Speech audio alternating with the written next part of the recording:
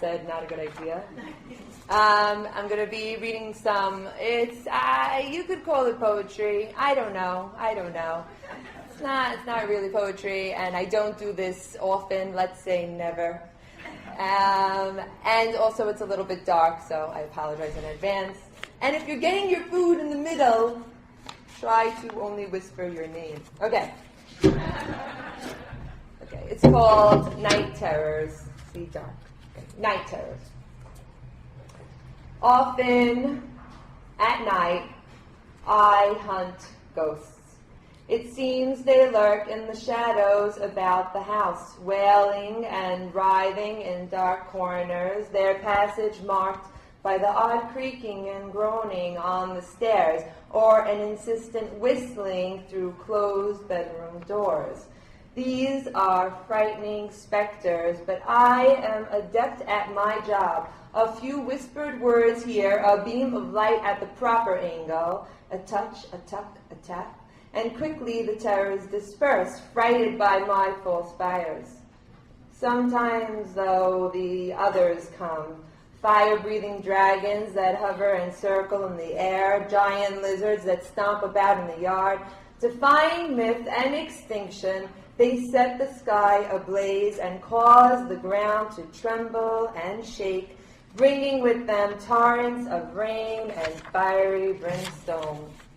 Then, in their wake, in the cracks and crevices they create, come the creeping, crawling hordes. These are the closet dwellers and shapeshifters, those who take up residence unbidden beneath beds and eerily animate daylight's inconsequentials.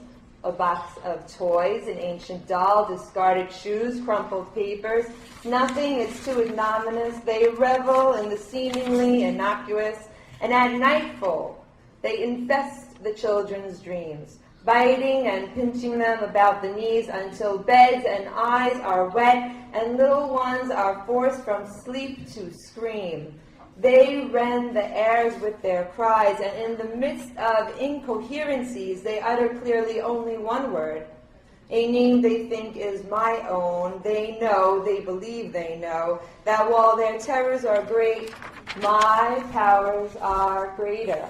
I am ghost hunter, monster slayer, devil seeker, chill breaker, bane of evil and scourge of sin. I make all things inferior. I am Mother Superior. I slash at the air with my kung fu magic, my skills oh so sharp, even masters lack it. Tripping up ghosts with a small kitchen broom, I vaporize all with an invisibility room. Leaping from devil to devil without care, I chase away terror with a flick of my hair. I am fearless, peerless, I smite all that's weirdness. Hear this, my nearness aborts all that's cheerless, turning the fiercest and darkest to mere mist. I clear away pain with the touch of my lips. The embrace of my arms closes up the small rips. I make monsters do flips. I fry dragons to crisps. I knock dinosaurs down with my childbearing hips. All this I do in spite of my lisp. Tremble, tremble, faint creatures, hide from my glower. Feel the wrath of this Khan and begin to cower. Over all do I tower, I've got limitless power. I can even bake cookies with just sugar and flour. And perhaps some eggs and a dash of vanilla, but now I've gone and broken my rhythm. In the morning, I quietly contemplate buying myself a cape. Nothing too showy, perhaps just a small, discreet mask.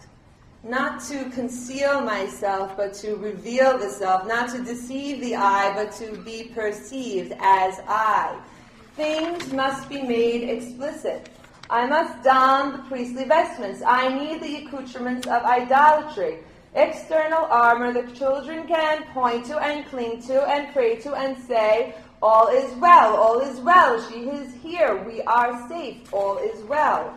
I am safety, I am security, I am the protector, I am the defender.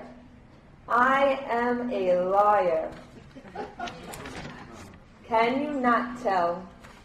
I am a tale-teller and prevaricator. I play pretend with reality and create peekaboo illusions. Their night terrors are my own. They're because I have given them form and shape. When copters hover and circle with beams of light, I whisper in their ear, dragons. The wailing of sirens in the night, banshees. Planes that crash into towers of life, crafts that spit fire and rain sulfur and blight. Dragons, dragons, I say. I tell them about ghosts, but not the ghost makers, monsters, but not soul slayers. I reverse the tide of extinction. Giant lizards crash and smash about outside. I let them live. They survived the genocide. Here there should be no sorrow. I'll stave off mischief till tomorrow. Give them droughts to heal the pain. Coal, black mayhem, rain. Then while they sleep, I'll paint the doorposts with blood, take up nail-hand hammers, build an ark of stories against the flood. They are yet innocent. I must force them through the looking glass, filter evils through reversals, pepper their sleep with false terrors. Jabberwockies, drones, and clones, I'll use my Jedi mind tricks to keep away the hordes and groans. And at the very center of it all, I'll embed myself. Escape hatch, life vest, four-leaf clover, magic wand. Click your heels 3 times and ghosts are gone, and I'll appear there at the door, bearing the light from the far distant shore. Not yet, not yet. They are too young to know that when mothers sleep, they feel terror too. This is what we hide from them, that when mothers sleep, this is what they do. They dream they are awake. They dream that they've been caught in their lies. Their stories have come to life. They dream that illusion has given way to reality. They dream that they are wailing and writhing in the corner of their children's rooms. They are hovering in their closets and hiding beneath beds.